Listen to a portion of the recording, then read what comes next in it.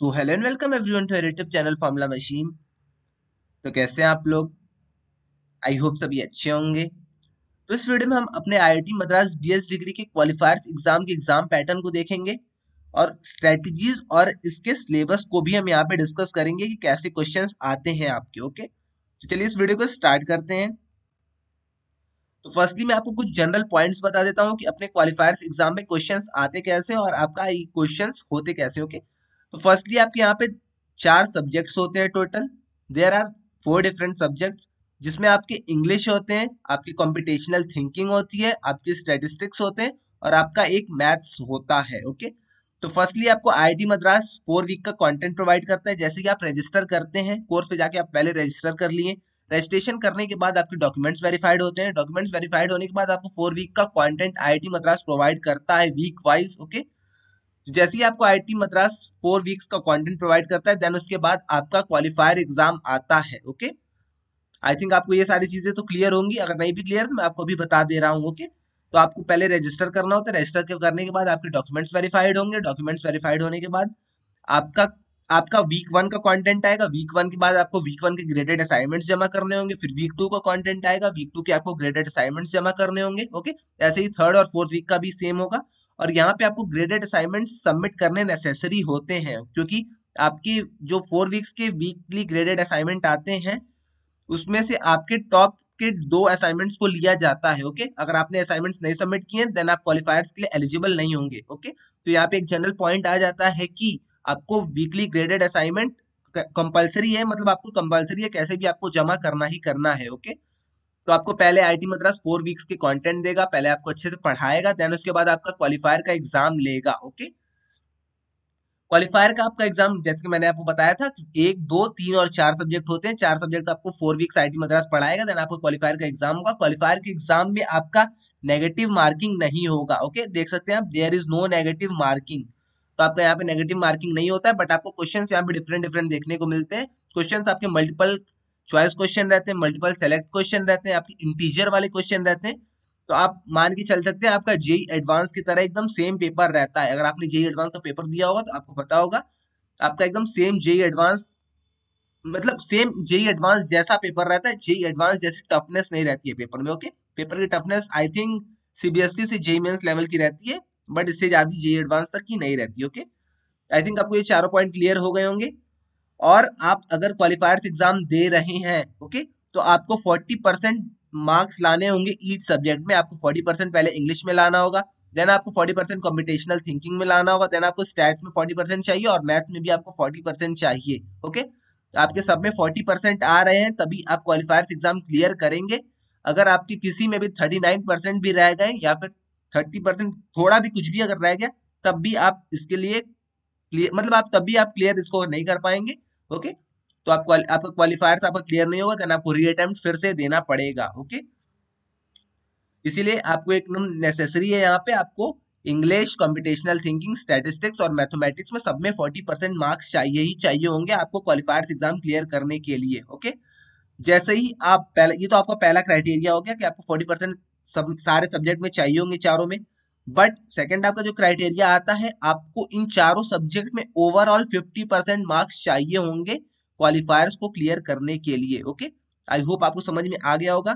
Subject wise आपको 40% चाहिए, but overall अगर आप सबका एवरेज करेंगे तो आपको ओवरऑल 50% मार्क्स चाहिए होंगे क्वालिफाई करने के लिए क्वालिफायर्स एग्जाम। ओके, तो आपको ऐसा मार्क्स लाना है कि आपका यहाँ पे 50% के ऊपर ही हो जाए। ओके, आपका चारों का अगर एवरेज लेते हैं वो, तो 50% के ऊपर आना चाहिए। अगर आपका 50 से थोड़ा भी कम रह जाता है तब भी आप क्वालिफायर्स क्लियर नहीं कर पाएंगे। आपको री अटेम्प्ट के लिए फिर से पे करना होगा और आपको री अटेम्प्ट फिर से देना होगा। ओके, आई थिंक आपको ये सारी चीजें अब समझ में आ गई होंगी। आपके कुछ जनरल पॉइंट्स थे। ओके, तो चलिए अब उसके सिलेबस के बारे में हम थोड़ा सा डिस्कस कर लेते हैं, देन आपको मैं थोड़ी सी टिप्स दे दूंगा। ओके, तो सिलेबस से पहले थोड़ी सी स्ट्रेटेजीज हम देख लेते हैं। ओके, तो आपको यहाँ पे 4 वीक्स के कंटेंट प्रोवाइड किए जाते हैं, तो आपके 4 वीक्स में 28 डेज हो गए। ओके, तो आपको यहाँ पे 28 डेज में 4 सब्जेक्ट पढ़ना होता है। ओके, तो सब्जेक्ट वाइज मैं आपका वेटेज बता देता हूँ और सब्जेक्ट वाइज मैं आपकी टफनेस बता देता हूँ। ओके, तो आपके पास 4 वीक्स में 28 डेज हो गए, तो आप इन 28 डेज को डिवाइड कर लीजिए 7, 7, 10 और 4। ओके, तो आप इस तरह से डिवाइड कर लीजिए। मैं आपको बता रहा हूँ ये आपको कैसे डिवाइड करना है और कौन कौन से सब्जेक्ट किस वाले डेट पे करने हैं। ओके, 7 डेज आप मैथ्स को दे दीजिए। ओके, 7 डेज आप स्टैट्स को दे दीजिए, 10 डेज आप सीटी को दे दीजिए और 4 डेज ऑफ इंग्लिश को दे दीजिए। ओके, तो आप में से कुछ लोग पूछेंगे भैया यहाँ पे 4 डेज बस इंग्लिश को आपने दिया है, 10 डेज आपने सीटी को दिया है, तो मैं ये भी आपको क्लियर कर दे रहा हूँ। सीटी की टफनेस थोड़ी सी ज्यादा होती है as compare to maths and stats. Okay, ये भी बट वेरी करता है, डिपेंड करता है स्टूडेंट्स के ऊपर, किसी को सीटी टफ लगता है, किसी को मैथ्स टफ लगता है। स्टैट्स तो आई होप बहुत कम लोगों को टफ लगता है, बट सीटी और मैथ्स आप अपने हिसाब से देख लीजिएगा। मेरे हिसाब से सीटी थोड़ा सा ज्यादा टफ होता है मैथ्स के कंपैरिजन में, इसलिए मैंने आपको सीटी को 10 डेज दिए हैं। आप 10 डेज में अपने पूरे सीटी के सिलेबस को कंप्लीट कर लीजिए। देन जो आपके बचे इतने डेज रहेंगे, 7 7 14 14 4 18, आपके 18 जो डेज रहेंगे उसमें आप 7 डेज मैथ्स को दे दीजिए। मैं अभी आगे सिलेबस का भी डिस्कशन करूंगा। ओके, तो आप उसमें 7 डेज अपने मैथ्स को दे दीजिए, देन आप अपने 7 डेज स्टैट्स को दे दीजिए, और एट लास्ट आपको एट लास्ट में पढ़ना है इंग्लिश। ओके, आपको इंग्लिश एट लास्ट पढ़ना है। इंग्लिश में ये भी बता दे रहा हूँ आपको एट लास्ट क्यों पढ़ना है, क्योंकि इंग्लिश में ज्यादा कुछ मतलब ज्यादा कुछ आपका ऐसा पढ़ने वाला रहता नहीं है। यहाँ पे आइडियम्स आते हैं, आपके फ्रेजेस आते हैं, आपको वॉइसेस पढ़नी होती है, तो इंग्लिश आपका कंपैरेटिवली इजी हो जाता है। ओके, बट ये केस सिर्फ इंग्लिश मीडियम वाले स्टूडेंट्स के लिए। अगर आपने सीबीएसई आईसीएसई से किया है देन, अगर आप यूपी बोर्ड और भी किसी आप अगर हिंदी मीडियम के स्टूडेंट, थोड़ी सी आपको इंग्लिश टफ लग सकती है, यहाँ पे आप इसको एक्सीड करके 4 से 6 डेज कर सकते हैं। ओके, आई थिंक अगर आप इस प्लान के हिसाब से, स्ट्रेटजी के हिसाब से अगर आप चलेंगे तो आपका क्वालिफायर्स एग्जाम श्योरली कंप्लीट हो जाएगा। ओके, तो आपके 4 वीक्स रहते हैं, 28 डेज रहते हैं, उसको आप 7 7 10 और 4 के हिसाब से डिवाइड कर लीजिए। सीटी से आपका सबसे ज्यादा यहाँ पे टफेस्ट रहता है। ओके, सीटी आपका सबसे ज्यादा यहाँ पे टफ रहता है, तो सीटी को मैंने सबसे ज्यादा यहाँ पे दे दिए हैं। देन उसके बाद मैथ्स कंप्लीट करिए, देन आप अपना स्टैट्स कंप्लीट करिए, देन एट लास्ट जब आपका एग्जाम आने वाला रहे देन आप अपने इंग्लिश को कंप्लीट कर सकते हैं। ओके, और 28 डेज के अलावा भी आईआईटी मद्रास हमें 1 2 दिन और एक्स्ट्रा तो दे ही देता है आपका यहाँ पे क्वालिफायर से पहले। ओके, तो आपकी जो इसके बाद रिमेनिंग डेज बचेंगे आप उसमें जाके अपना रिवीजन कर सकते हैं। ओके, आप अपने पीवाईक्यूज लगा लीजिए, ग्रेडेड असाइनमेंट के कुछ क्वेश्चंस लगा लीजिए। ओके, आई थिंक आपको ये सारी चीजें क्लियर हो गई होंगी। चलिए अब सिलेबस की बात हम कर लेते हैं एक बार। तो मैथ्स के अगर हम सिलेबस की बात करते हैं तो मैथ्स में आपको बेसिकली मैं बता दे रहा हूँ आपको क्या क्या पढ़ के जाना है। ओके, आपको इतनी सारी चीजें आप पढ़ेंगे तो आपका इधर उधर हो जाएगा, बट मैं आपको बता दे रहा हूँ आपको कौन कौन सी चीजें ज्यादा जरूरी है। ओके, जिसमें से क्वेश्चन आपके ज्यादा आते हैं। तो वीक 1 की अगर हम बात करते हैं तो वीक 1 में आपको यहाँ पे आपको फंक्शंस एक बार अच्छे से देख लेना है। ओके, क्योंकि फंक्शन से बहुत सारे क्वेश्चंस आते हैं। फंक्शंस आपका वही 12th लेवल का, सीबीएसई लेवल का 12th लेवल का आपका फंक्शंस यहाँ पे देखने को आपको मिलता है। ओके, और ये तो आपका इजी हो जाता है। सेट थ्योरी आपका, रिलेशंस आपका, ये तो सबसे इजी चीज है। ओके, ये सब भी आप एक बार देख सकते हैं, बट आपका यहाँ पे फंक्शंस आपको देखना बहुत ही नेसेसरी है। ओके, वीक 2 की अगर हम बात कर लेते हैं तो वीक 2 की अगर हम बात करते हैं तो आपका यहाँ पे स्ट्रेट लाइंस आपको अच्छे से पढ़ के जाना है, स्लोप ऑफ लाइन अच्छे से एकदम पढ़ के जाना है। ओके, तो आपका वीक 2 का ये एक नेसेसरी हो जाता है टॉपिक। ओके, कोऑर्डिनेट सिस्टम तो आई थिंक सबको धीरे धीरे पता ही होता होगा, ये तो फॉर्मूला बेस्ड है। अगर आपको फॉर्मूलाज याद है देन आप इसको कर ले जाएंगे। ओके, तो आपको यहाँ पे स्ट्रेट मतलब आप वीक 2 में आपका पूरा स्ट्रेट लाइन है, तो आपको वीक 2 में स्ट्रेट लाइन अच्छे से पढ़ के जाना है। वीक 1 में आपका पूरा फंक्शन है, तो आपको वीक 1 में पूरा अच्छे से फंक्शन पढ़ के जाना है। वीक 3 में जैसे ही आप आएंगे तो आपके क्वाड्रेटिक इक्वेशंस आने स्टार्ट हो जाएंगे, क्वाड्रेटिक फंक्शंस, मैक्सिमा मिनिमा, तो यह आपका पूरा ही इंपॉर्टेंट हो जाता है यहाँ पे। ओके, तो आपको यहाँ पे क्वाड्रेटिक इक्वेशंस पे, मैक्सिमम और मिनिमा के वाले ग्राफ पे आपको अच्छे से ध्यान देना है। ओके, तो आप देख सकते हैं आपको इन चीजों पे यहाँ पे ज्यादा ध्यान देना है। वीक 3 की भी हमने बात कर ली। वीक 4 की अगर हम बात करते हैं तो यहाँ पे आपका पॉलिनोमियल्स आ जाता है। पॉलिनोमियल्स में आपके इंटरसेप्ट वाले कॉन्सेप्ट आपके बहुत इंपॉर्टेंट हो जाते हैं, जैसे कि मैंने वीक 3 में भी बताया आपके ग्राफ वाले क्वेश्चन यहाँ से भी बनते हैं। ओके, तो आपको पॉलिनोमियल्स में भी एक्स इंटरसेप्ट, वाई इंटरसेप्ट वाले ये सब आपको क्वेश्चन अच्छे से देख लेने होंगे। ओके, तो वीक 4 भी आई थिंक आप ऐसे ही क्लियर कर जाएंगे। ओके, वीक 1 का मैंने आपको बता दिया। वीक 1 में आप अच्छे से एकदम अच्छा खासा 12th लेवल का फंक्शन पढ़ के जाएंगे, देन आप क्लियर कर जाएंगे। वीक 2 में आपको स्ट्रेट लाइंस पढ़ के जाना है। 11th में आपकी स्ट्रेट लाइंस अगर आपने पढ़ी होगी अच्छे से, अगर आप मैथ्स बैकग्राउंड से हैं देन आप अगर स्ट्रेट लाइंस पढ़ के जाएंगे तो आप यहाँ पे वीक 2 भी क्लियर कर जाएंगे। वीक 3 में आपका पूरा नेसेसरी हो जाता है। यहाँ पे आपका मैक्सिमा मिनिमा हो जाता है, क्वाड्रेटिक इक्वेशन हो जाते हैं, क्वाड्रेटिक फंक्शन हो जाते हैं, तो आपको पूरा इंपॉर्टेंट हो जाता है। वीक 4 की अगर हम बात करते हैं तो यहाँ पे आपको पॉलिनोमियल्स अच्छे से पढ़ के जाना है। ओके, पॉलिनोमियल्स में आपको एक्स इंटरसेप्ट, वाई इंटरसेप्ट, आपको ग्राफ्स यहाँ पे देख लेने हैं। ओके, तो आपका ये भी क्लियर हो जाएगा।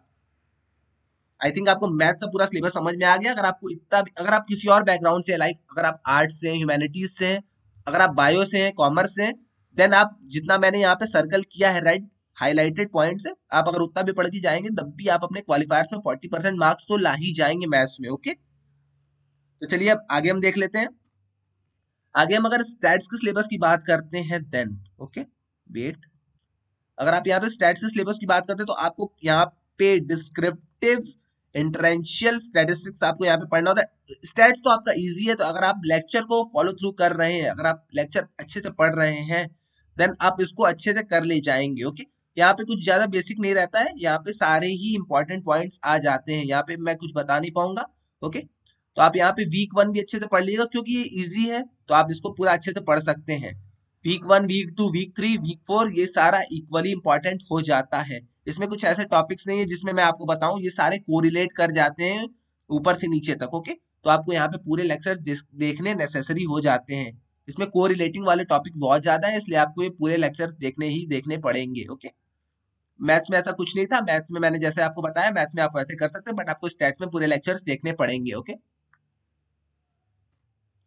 अब कॉम्पिटिशनल थिंकिंग की बात कर लेते हैं, तो ये आपका सबसे टफेस्ट हो जाता है। मैं इसके पेपर्स भी अभी आपको आगे चल के दिखाऊंगा कि पेपर्स इसके कैसे आते हैं, बट यहाँ पे आपको थोड़ा सा इल्टरेशन को देखना होगा, फिल्टरिंग देखना होगा, फ्लो चार्ट देखना होगा, सैनिटी ऑफ डेटा देखना होगा। आप, मैं तो सीधा आपको बताता हूँ कि आपको डायरेक्ट यहाँ पे लेक्चर्स अगर आप देखना चाह रहे हैं तो आप लेक्चर्स, अगर आपको समझ में आ रहा है तो आप लेक्चर्स देख सकते हैं, वरना आप डायरेक्ट यहाँ पे क्वेश्चन सॉल्व करना स्टार्ट कर सकते हैं। ओके, यूट्यूब पे बहुत अच्छे अच्छे कंटेंट्स अवेलेबल है इसके, तो आप यूट्यूब से जाके डायरेक्टली यहाँ से पढ़ सकते हैं। ओके, अगर आपको लेक्चर्स नहीं समझ में आ रहे हैं देन, अगर आपको लेक्चर समझ में आ रहे हैं then well and good. Okay, आप लेक्चर्स ही कंटिन्यू कर सकते हैं। ओके, आई थिंक आपको सीटी का भी समझ में आ गया होगा, आप सीटी का डायरेक्ट क्वेश्चंस उठा के करना स्टार्ट कर दीजिएगा, देन आपका सीटी सबसे अच्छा हो जाएगा। ओके, सीटी में ऐसा कुछ नहीं है, सीटी में क्योंकि वो क्वेश्चंस कराते नहीं है टीचर्स, जो आपके प्रोफेसर्स रहते हैं, आपको 4 वीक्स में क्वेश्चन कराएंगे नहीं, वो आपके कुछ कार्ड्स ले लेंगे, कार्ड्स को इल्टरेशन उसका करेंगे, ओके, फिल्टरिंग करेंगे, यही सब आपको उसमें करते रहते हैं। ओके, तो आपका यहाँ पे एक बेसिक और चीज मैं बता दूं, आपको यहाँ पे सूडो कोड एकदम अच्छे से समझना होगा। तो आपका बेसिक कम्पिटेशनल थिंकिंग आपको जो पड़ जाता है वो आपका स्यूडो कोड में पड़ जाता है, तो आपको स्यूडो कोड एकदम, अगर आप अच्छे से पढ़ गए, आपको अगर समझ में आ रहा है, तब आप अपना सीटी आराम से क्लियर कर सकते हैं। ओके, तो मैं इसका बताऊंगा सीटी का आप डायरेक्ट क्वेश्चन सॉल्विंग से स्टार्ट कर दीजिए, या फिर यूट्यूब पे बहुत सारे ऐसे कंटेंट हैं जिसको आप देख के सीटी आराम से कर सकते हैं। ओके, आई थिंक आपको सीटी भी क्लियर हो गया होगा, सीटी आप डायरेक्ट क्वेश्चन सॉल्विंग से स्टार्ट करिएगा। ओके, अब एट लास्ट हम आते हैं अपने इंग्लिश पे। इंग्लिश तो आई थिंक आप सभी का स्ट्रांग होता ही होता है, बट इसमें भी मैं आपको बता दूं, पार्ट्स ऑफ स्पीच आप एक बार अच्छे से देख लीजिएगा। ओके, लास्ट की जो हमारे क्वेश्चंस रहते हैं क्वालिफायर्स में, वो आपके आइडियम्स एंड फ्रेजेस पे रहते हैं, तो आइडियम्स एंड फ्रेजेस को भी आप एक बार अच्छे से पढ़ लीजिएगा। ओके, और स्पीकिंग स्किल्स आपकी ये वाले, इसके लिए देखिए वीक 4 का ये जो आपका कंटेंट है, इसके लिए आपको मतलब आप जैसे ही जा रहे हैं सेंटर पे, तो आपको ईयरफोन ले जाना यहाँ पे नेसेसरी हो जाता है। ओके, तो वीक 4 के लिए आपको यहाँ पे ईयरफोन ले जाना होगा, तो आप ईयरफोन ले जाना मत भूलिएगा एग्जामिनेशन हॉल में। ओके, यहाँ पे आपके कुछ स्पीकिंग स्किल्स के क्वेश्चन आएंगे, वहां पे कुछ ऑडियो आपकी चलेगी। ओके, ऑडियो से ही आपको आंसर देना पड़ेगा। ओके, तो आप वीक 4 वाले कंटेंट के लिए आपको ले जाना होगा क्वालिफायर्स एग्जाम में अपना ईयरफोन। ओके, वायर्ड ईयरफोन होना चाहिए आपका, ब्लूटूथ यहाँ पे नहीं चलेगा। ओके, और भी कोई चीज नहीं चलेगी, बट आपका वायर्ड ईयरफोन होना चाहिए। ओके, और आप इसमें फ्रेजेस एंड आइडियम्स पढ़ सकते हैं, पार्ट्स ऑफ स्पीच अगर आप पढ़ के जा रहे हैं देन आपका हो जाएगा। ओके, आई थिंक आपको ये सारी चीजें क्लियर हो गई होंगी, मैंने तीनों का सिलेबस, सॉरी चारों का सिलेबस आपको मैंने डिस्कस कर दिया है। ओके, तो चलिए अब आगे देख लेते हैं, कुछ टिप्स मैं आपको बता देता हूँ। टिप्स के बाद मैं आपको कुछ क्वेश्चन पेपर्स दिखा दूंगा कैसे क्वेश्चंस आते हैं। ओके, सीटी की अगर हम बात करते हैं कॉम्पिटिशनल थिंकिंग, सीटी हमारा कॉम्पिटिशनल थिंकिंग होता है। सीटी की अगर हम बात करते हैं तो इसमें आपके 15 to 18 क्वेश्चंस आते हैं। ओके, तो सीटी आपका सबसे टफेस्ट हो जाता है मेरे हिसाब से, क्योंकि सीटी बहुत ही कम स्टूडेंट्स को समझ में आता है, स्यूडो कोड्स उनको समझने में थोड़ी दिक्कत होती है, तो आप इसके लिए यूट्यूब का हेल्प ले सकते हैं। ओके, आपके इसमें 15 to 18 क्वेश्चंस आते हैं। मैथ्स की अगर हम बात करें तो मैथ्स में आपके 12 से 15 क्वेश्चंस आते हैं। ओके, मैथ्स में आपके 12 से 15 क्वेश्चंस आते हैं। स्टैट्स की अगर हम बात करते हैं तो स्टैट्स में आपके 10 से 13 क्वेश्चंस आते हैं। और इंग्लिश की अगर हम बात करेंगे तो इंग्लिश में आपके सबसे ज्यादा क्वेश्चंस आते हैं। इंग्लिश में आपके 40 से 50 क्वेश्चंस आते हैं। ओके, 40 से 50 नहीं कह सकते, बट 35 टू 40 क्वेश्चंस आप कह सकते हैं। 35 टू 40 क्वेश्चंस आपके इंग्लिश में आते हैं। ओके, तो इंग्लिश कंपैरेटिवली थोड़ा सा इजी हो जाता है। इंग्लिश में जो मैंने आपको बताया है, आपको ईयरफोन ले जाना होगा, आपको फ्रेजेस आइडियम्स अगर आप पढ़ के गए हैं तो आप यहाँ पे क्लियर कर जाएंगे। ओके, तो इंग्लिश को इसीलिए मैंने वहां पे 4 डेज दिए थे। ओके, और मैं आपको कुछ अलग से जो टिप्स दे दूं वो आपको है कि try solving the PYQs. Okay, अगर आप पीवाईक्यूज करके जा रहे हैं देन वेल एंड गुड, आपका आराम से क्लियर हो जाएगा, क्योंकि पीवाईक्यूज के ही क्वेश्चंस डिजिट चेंज करके आते हैं, ग्रेडेड असाइनमेंट के ही क्वेश्चंस आते हैं। Okay, as well as the graded assignment. Okay, तो आपको ग्रेडेड असाइनमेंट और पीवाईक्यूज अच्छे से पढ़ के जाना है।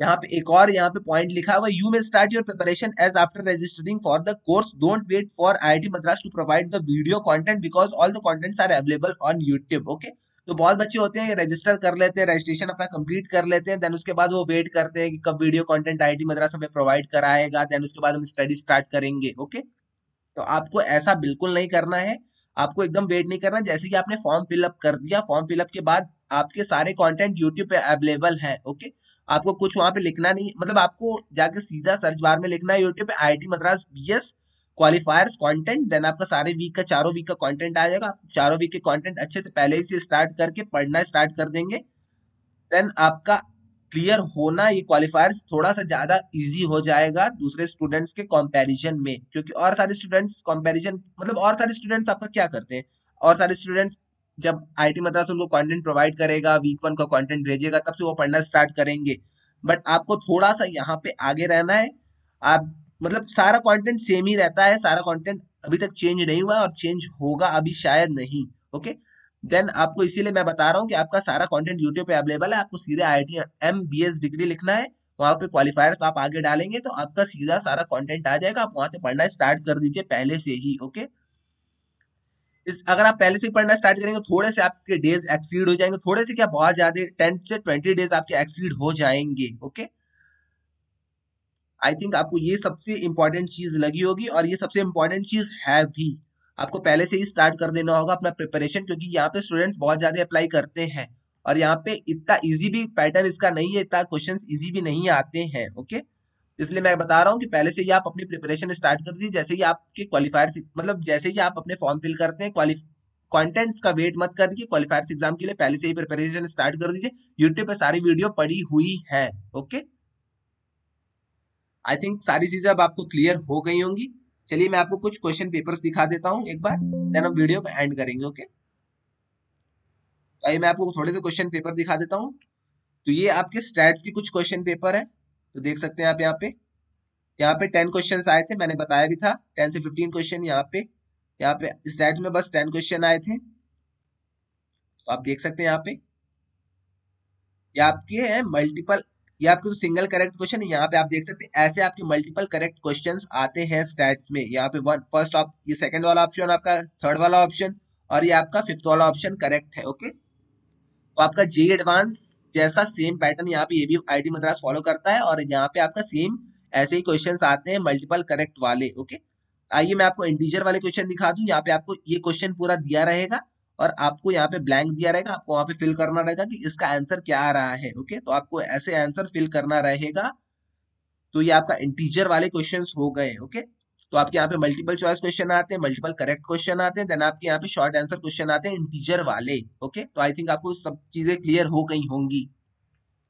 ऐसे आपका सेम मैथ्स में भी होता है, मैथ में भी आप देख सकते हैं यहाँ पे इंटीजर वाले आपके क्वेश्चन हो गए।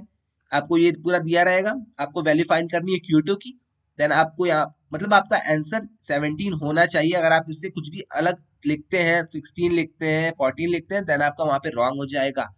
तो इसीलिए आपका थोड़ा सा ये भी IITM का पेपर थोड़ा सा टफ पड़ जाता है। ओके, और यहाँ पे आपका जैसा कि मैंने आपको बताया था मल्टीपल करेक्ट भी हो जाता है, करेक्ट वाला ऑप्शन। तो देख सकते हैं यहाँ पे दो दो ऑप्शन करेक्ट है, मल्टीपल करेक्ट ऑप्शन भी है यहाँ पे। तो इसलिए आपका ये जेई एडवांस पैटर्न का क्वेश्चन कुछ हो जाता है। ओके, सीटी के मैं आपको क्वेश्चन दिखा दूं। सीटी मेरे हिसाब से थोड़ा सा टफ पड़ता है, इसलिए सीटी के मैं आपको थोड़े से क्वेश्चन दिखा देता हूँ। ओके, सीटी में आपके कुछ ऐसे क्वेश्चन आते हैं, आपको ये स्यूडो कोड है, आपको ये स्यूडो कोड पूरा समझना होगा, देन आपको यहाँ आंसर करना होगा।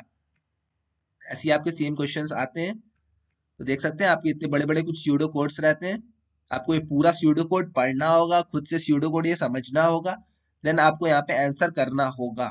ओके, इसीलिए मैंने वहां पे 10 डेज दिए थे सीटी के लिए। ओके, अगर आपको इधर उधर करना है तो आप चेंज भी कर सकते हैं डेज को एज पर योर चॉइस। यहाँ पे भी आपको देखिए मल्टीपल करेक्ट क्वेश्चन देखने को मिलते हैं। आई थिंक अब आपको सारी चीजें क्लियर हो गई होंगी। तो आज के लिए बस इतना ही रहने देते हैं, मिलते हैं नेक्स्ट वीडियो में। अगर आपको कोई भी डाउट आता है क्वालिफायर से रिगार्डिंग, IIMBS डिग्री से रिगार्डिंग, तो आप आके कमेंट सेक्शन में या फिर इंस्टा या लिंक्डइन में मुझे डीएम कर सकते हैं, मैं वहां पे उसका आंसर कर दूंगा। ओके, तो आज के लिए बस इतना ही, मिलते हैं नेक्स्ट वीडियो में। Till then bye bye.